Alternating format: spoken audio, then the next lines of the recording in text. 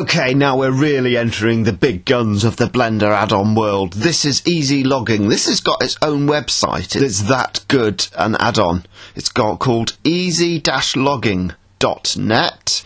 And it's a very good, very slickly designed website that actually includes a hell of a lot of well-made tutorials on its own, to the extent where that I'm not actually sure how much I can really add to what this website is already providing, but I'm not actually going to sit here and watch all the tutorials on the Easy Logging website on my tutorial. I think that would be a little bit weak, and so let's go through the usual process. Let's start by clicking download.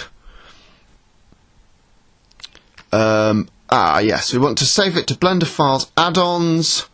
Yeah, that will do. Save it there.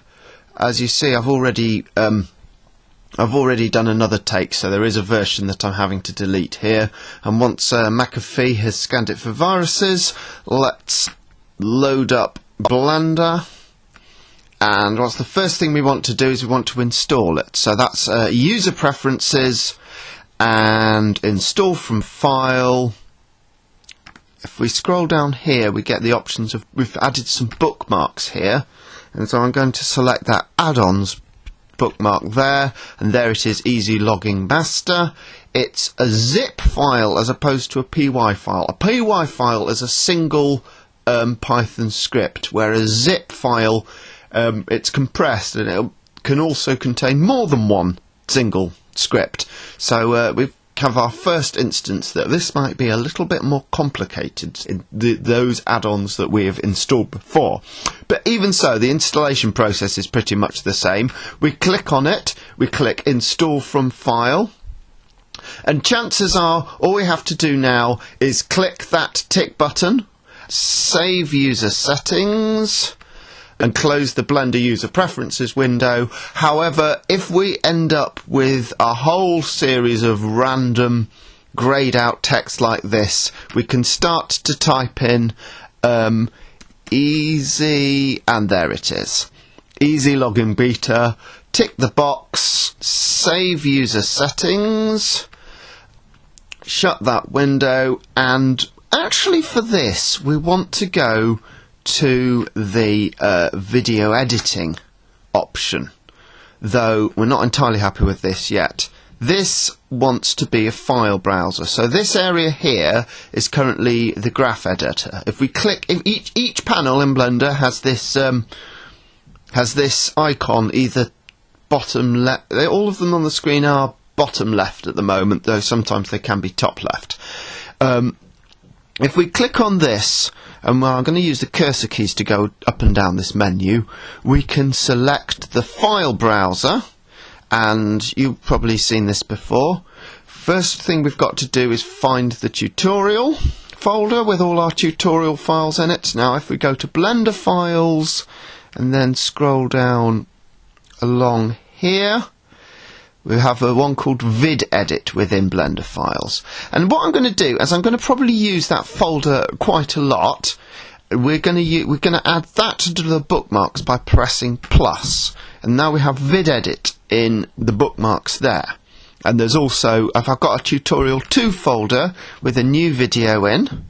So what I'm going to do now is I'm just going to drag this to there, so that pings out. If I want that panel back, there's a little plus there to bring it back, or I could drag it out of existence again. There's also this button here to look at everything as previews. So there's what does this add-on do? Because I've set it up, this view here, and actually, you know what, while I've set it up we want to go back to this view, so I'm going to go save startup file, and now next time we load up Blender, this is what we get, this view here. If we want to go back to the other view, which we may well do, we can just go to default there, and then we can just go back to video editing there. If we wanted to be really tidy, we could delete all of the ones we're not using here, or we could rename default to video editing view 1 or something. But let's get back to the point, shall we? What does this add-on actually do? Well, let's say so far we've been editing short video clips of under a minute generally. That's fine. You can just drop them onto the timeline, cut out some bits that you don't want from the beginning and end and so on, and that's all fine. However, if you were dealing with something a bit longer, let's say you had captured about half an hour of footage and you wanted to make a 3-minute video out of it. You wouldn't want to chuck the entire half hour onto your timeline and then cut out all the bits you want and reorder them, because that would just take forever. Instead, what you really want to do is select the 10-second clip that you want from the original half-hour video footage and then drop that on the timeline. And that, my friend, is what this add-on allows you to do. So, if we are to open this file here, we can go import clip, and it just drops it on the timeline, like so. We don't want to do that, delete strips. We can go edit clip, and it looks like it's done exactly the same thing. However, the eagle-eyed amongst you may notice that this has turned turquoise, and this, which used to say scene, now says editing table. I'm going to do like a more detailed look at what scenes are in Blender when the next version of Blender comes out, because it will bring certain added functionality to scenes, and I think I may as well wait for it. However, there are multiple scenes in Blender. What we were on was a scene called Scene, which is the main edit. This has also created a new scene called the editing table. This is where we can look at the video that we have, and we can select certain short clips from it and drop them onto the main timeline. So I'm going to I'm using cursor forward and cursor back to select the exact frame. So I can select in and go forward a bit, go up to the end of this clip before it starts fading to another clip. So I can clip out there, and now I can go place. I missed the button. Place, and you see that now that's dropped that clip onto the timeline. So I could now, this is still selected here, I can go edit clip, and I can, let's see what else we got. I'm trying to find something that's not actually a double image, which is, oh, I've got a nice bit of water there. So find the first frame of it, using cursor keys forward and back to go through frames one at a time.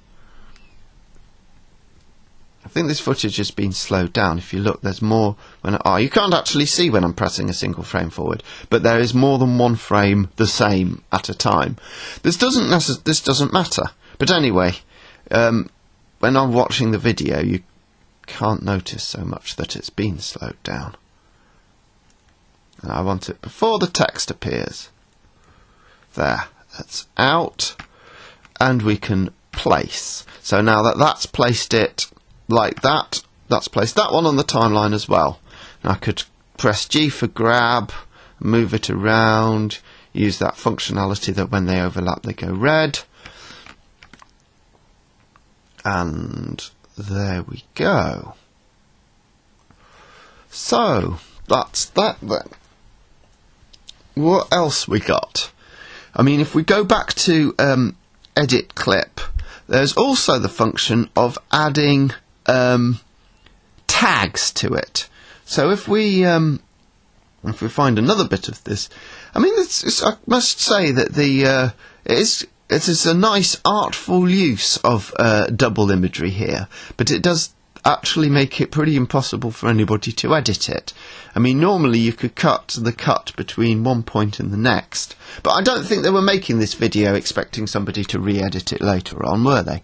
So anyway, tags, that was what I was on about. So here we are, and we can click, so this is how you add a tag. If we select a point here, we can go add tag. Okay, right, that's the most obvious thing.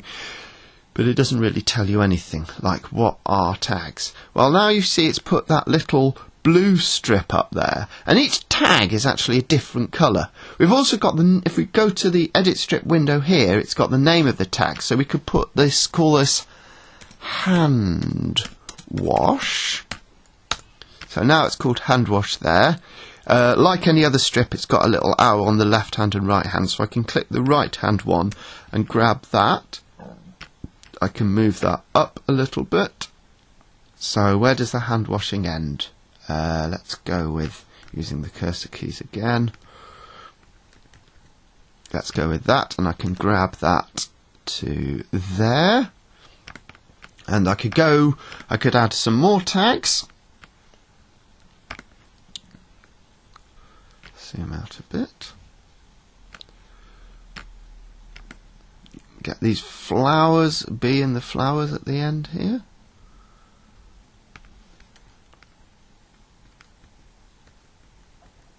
Again, I'm using cursor keys to find the first frame I can use.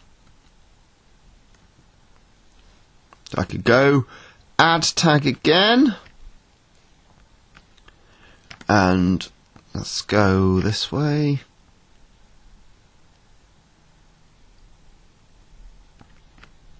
I can grab that and move that this way, and so that tag now starts on this frame and ends on that. In fact, we could use that cut previous and cut next for this, couldn't we? So we could go to see that this starts on this frame and ends on this frame, but we also want to scroll back up there, and I want to rename this tag B. And we can actually change the colour of the tag. Look, we can select what colour we want it. So we could have the B in a nice yellow, and let's have it in light yellow colour. So we can have multiple tags. We can actually have tags overlapping, so you could put one on this line up here, and you could have one tag overlapping the other. So, right, we can add tags to a strip, so that would be quite good for sort of, you can look through a strip and then label up all the scenes within it that we want. That's useful, but how? Right, so what we can do now, once we right click to select a tag, in this case the hand washing clip, we can then press set in and out and place, and it's placed that one on the timeline, that one of the washing hands. Again, we can move that to there, and then we can go back to edit. As that's still selected there, we can then go back to editing the clip. We could select the B, set in and out, and place, and it's placed that one on the timeline as well. So you get the idea that this, if we're using longer strips to edit, this will make it a lot faster.